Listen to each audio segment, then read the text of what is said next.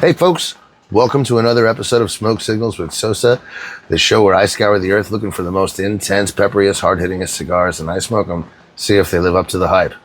My unicorn, as we know, is something that's bold and full of pepper, full of spice, something that's going to make me cry from the retro, but also at the same time being balanced and complex while being hit full of nicotine, full of flavor. That's what we're looking for, and that's why we're here. Today we're going to be smoking the Red Meat Lovers from Dumbarton Tobacco and Trust in the beef stick.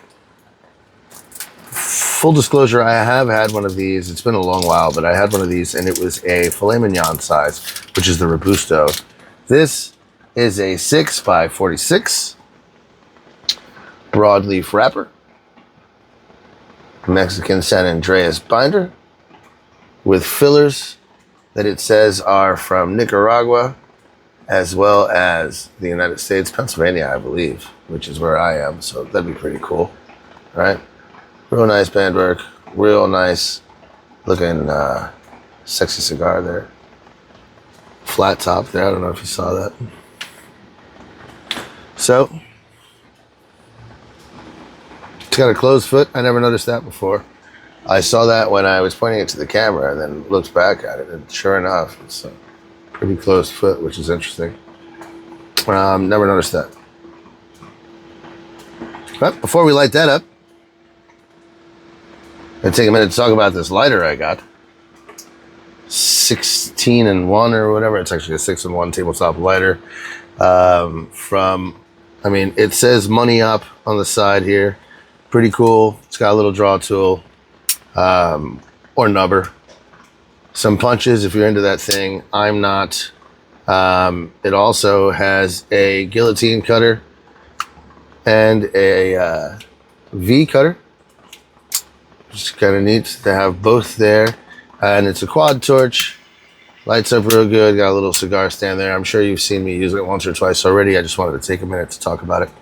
Just because it's got this V cutter on here. And I don't know if you guys know Matt from over at Sober Cigars. There's been a couple of his videos where he calls me out. I kind of I give him some gruff about using his V cutter. I'm not a V guy. I'm a straight guillotine kind of guy. Or maybe I'm old school. Maybe I'm not open-minded. But I'll try to be. And I've given him some gruff on some cigars, and so he's called me out a couple times on his show. Sober Cigars, which if you're not subscribed and you're not checking out, you absolutely should. So in honor though of Matt, one of the beautiful things about this lighter having both the cutters is, I'm gonna use the V cutter, right? So we're gonna slip this right in here. We're gonna give it a little V cut, right? Little V cut for Matt over at Sober Cigars. And then we're gonna flip this lighter around and we're gonna use the straight cutter to cut that bullshit right off of there. There you go. Perfect. It's the perfect cigar cutter. Lighter. It's got everything on there. So anyway, that was for you, Matt. Let's get this thing lit up and let's see how she smokes. I guess since it's a closed foot, I don't have to toast much.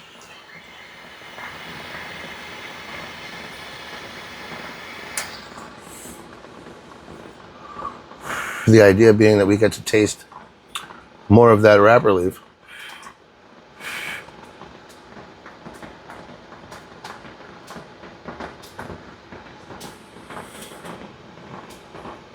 Seems pretty well lit too. That's pretty good.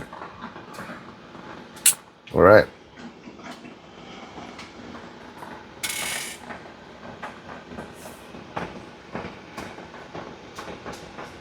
Not getting too much crazy aroma. Maybe a little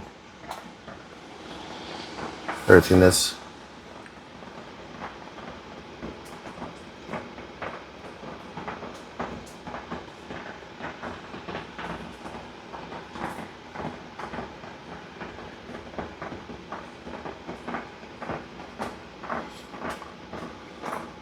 Good pepper sting on the long, slow retro. Right in here. Right in here. Right under the tear ducts. That's a good start. Now they say that this is the beef stick is one of the ones supposed to hit the hardest, from what I understand. And When they said that, I was like, well, I'm in, because I love the red meat lovers. I think I know I've had the filet mignon. I might have also had a ribeye. I'm not sure. I love that they named their vitolas, that Steve Saka named his vitolas after really good steaks. So I know I'm going to enjoy it. Let's see how intense it gets for us. Right off the bat, initially, like I said, we got that good pepper sting.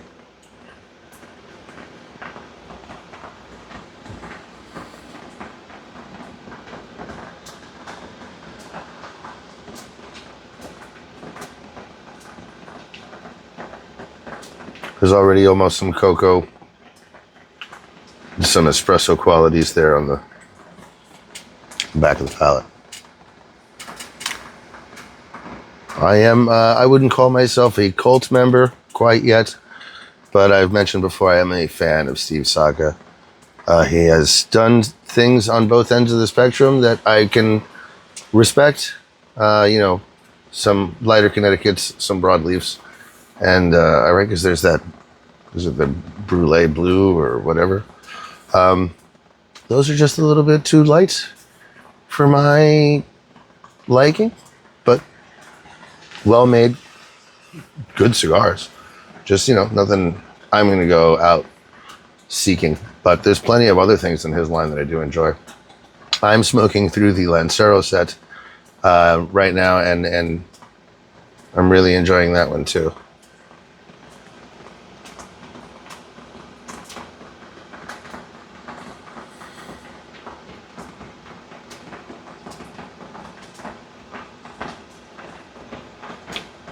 Yeah, nothing too crazy right now. That initial sting is already mellowed out, but there is a persistent little bit of pepperiness up on the back of the mouth, towards the roof of the throat, way back there. Lots of cocoa qualities, cocoa and espresso mostly are what I'm getting, without either one being too bitter. Lovely smoke. Probably not ideal for morning, but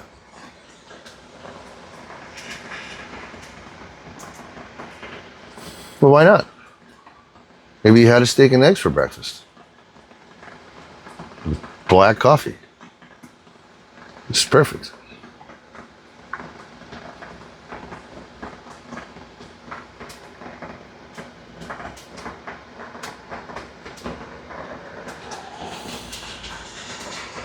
That straight cut, he cut that V right out of there too. He got it the fuck out of there. That's for you, Matt. Love you, buddy. Go check him out. Great guy. He's also on the Stogie Society podcast with more of our other friends, Texas Cigar Society, Frank. Got DC, Sips and Sticks. Ugo from Ugo Smokes. Got Randall, Cigar Scope. Great group of guys, great show. That's on Wednesdays, 9:30, I think. I get the notification. I don't need to know when it starts. But anyway, I'm going to smoke through the first third, and we'll come back, and we'll talk more about the red meat lovers in the beef stick. See you soon.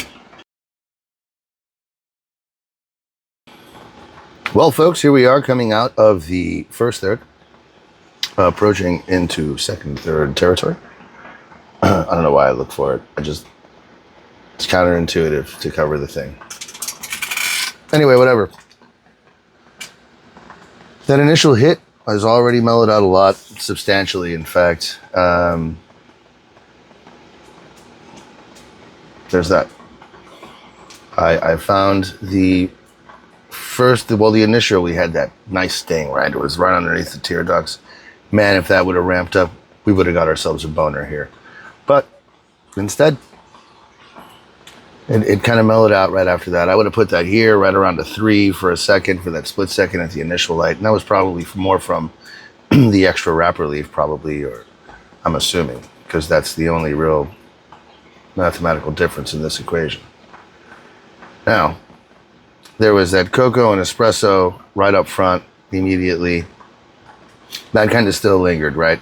The rest of the first third for me was lots of coffee notes on the tongue, right? Lots of Lots of coffee, not like not so much espresso on the palate as just like a good coffee note with whispers of cocoa. Where the retro was a little bit more the opposite. It was heavy cocoa on the retro with espresso notes, espresso bean notes. And after the retro, there would be this little sweetness that lingered on the palate. That's very nice. It's very nice. Where I am right now, which is not much further than where I was, or where we're going, for that matter, a lot more mellow.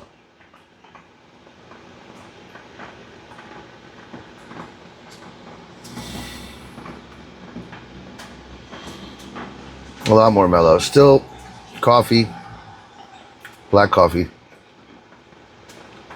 Maybe a little earthiness, but not really. It's more just dark coffee notes, dark cocoa notes. Not really getting a whole lot more than that.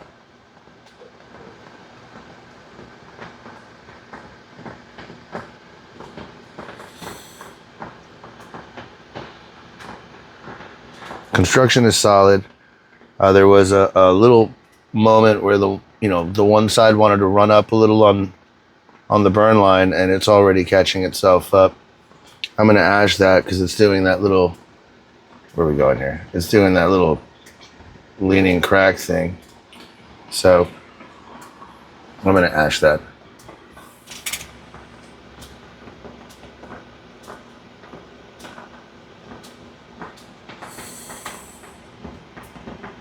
Great construction. Well made. Good. Not a whole lot to discuss, sadly. I was hoping that intensity would linger. I'm finding that to be more of a common thing with a lot of these blenders, where they put a lot of the intensity in the front. Maybe that's to wake you up. Maybe that's to wake up your palate. Maybe that's to snap you into attention. But then it kind of fell off immediately. Not in a bad way, just it disappeared. It's gone. So we'll see what develops. I'll smoke past the second third here, I guess, and then hopefully I have a lot more to say when we get back.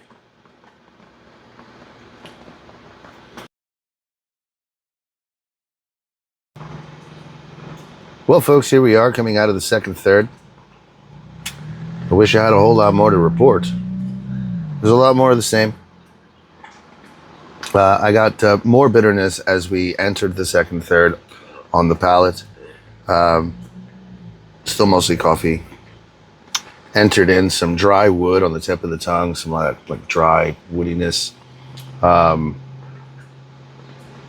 then there was like this maybe pepperiness quality, but not so much pepper as like, oh, I taste pepper. More like pepper, like it's a peppery tingle on the tongue, almost pepperiness. And then there was a hint of a molassesy sweetness, maybe molasses, so it's a dark sweet, not cocoa, not chocolate.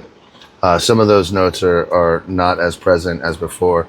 The retro has no sting with that same slight sweetness, but it's a dark sweetness. Not quite like brown sugar, kind of molassesy, kind of almost not even nutty, just like this dark richness. Good cigar.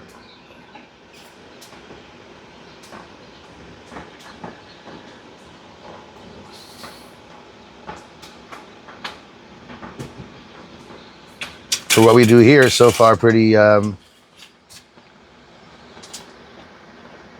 disappointing, almost. I mean, I almost feel like the Robusto had more peppery qualities to it than this one.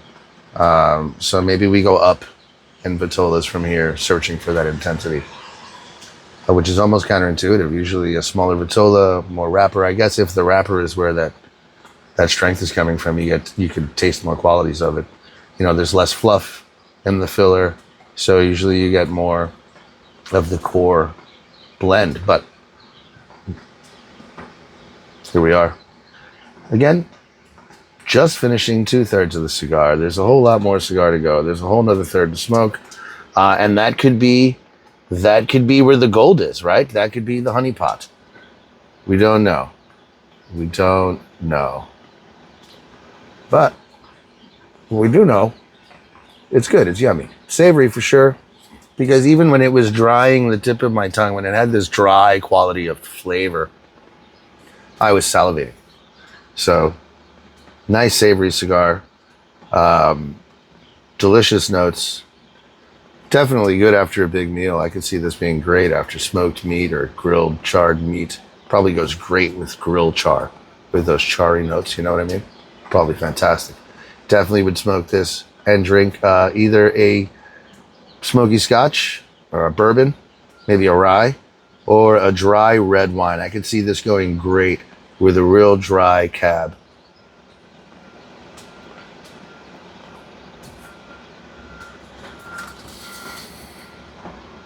Or espresso and coffee for that matter.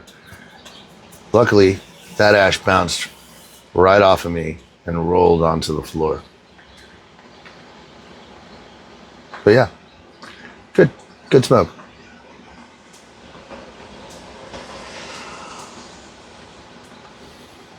Again, so far no peppers. No peppers, no tear jerkers, no bubble guts, no belly busters, no rumbling of the tummy of any sort so far. Just a delicious Dunbarton Tobacco and Trust cigar. Red meat lovers.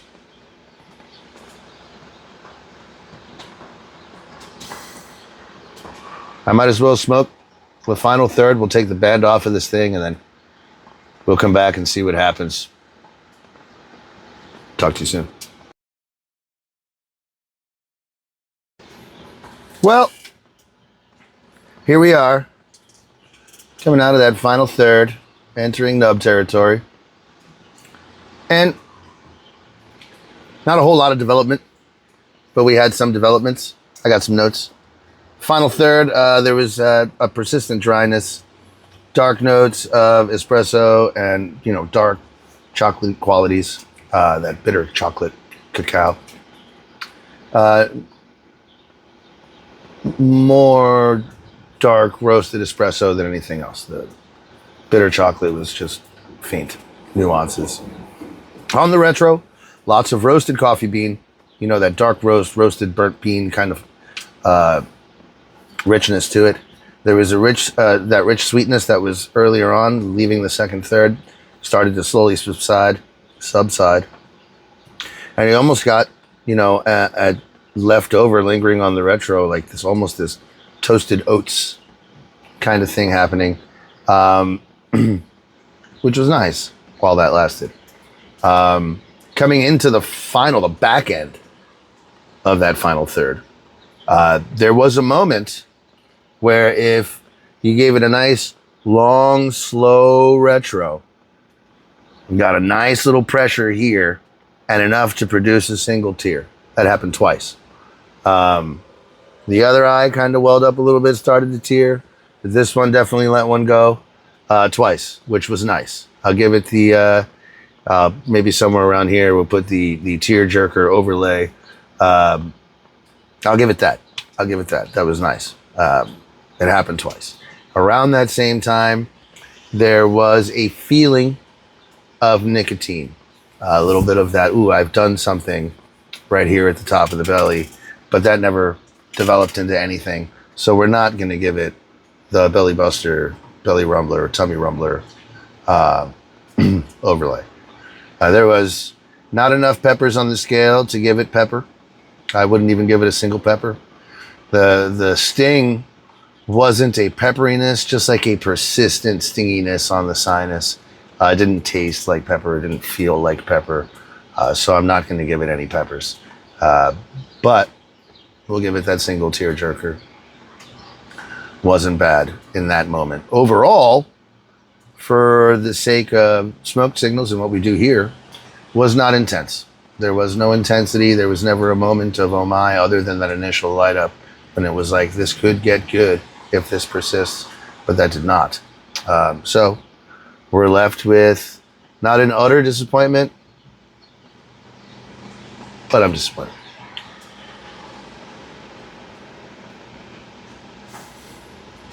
Again, good cigar. Glad I smoked it. Glad I got to try this Vitola. It's one I had my eye on for a bit, right? Because everyone told me, man, that's 648. That's 648. And I got it in my head. And here we are. And I guess, I don't know if I overhyped it in my own head. Creaky chair. I don't know if I overhyped it. If I did myself a disservice. But it was not as intense as I hoped it would be. Well, that's all I got for this cigar. We'll have to do it again. We'll have to pick something intense. We got to find something that, hits us hard. I feel like we've been on this journey for a few weeks now, and I haven't found anything that I could really rave about. But please, by all means, continue to put stuff in the comments. I will continue to search for the most intense, pepperiest cigar the industry has to offer. Let's see what we can come up with together. Thanks for watching, everybody. Oh, and you know what? A little sidebar here. I know in the beginning of the episode there, I was joshing about the V cut. So, the reality is the only correct way to smoke a cigar is the way you enjoy it. Don't let anyone tell you you're doing it wrong.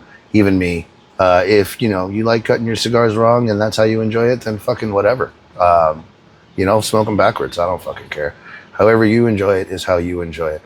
But I wouldn't be your friend if I wasn't giving you shit. So, cheers to y'all. We'll see you soon.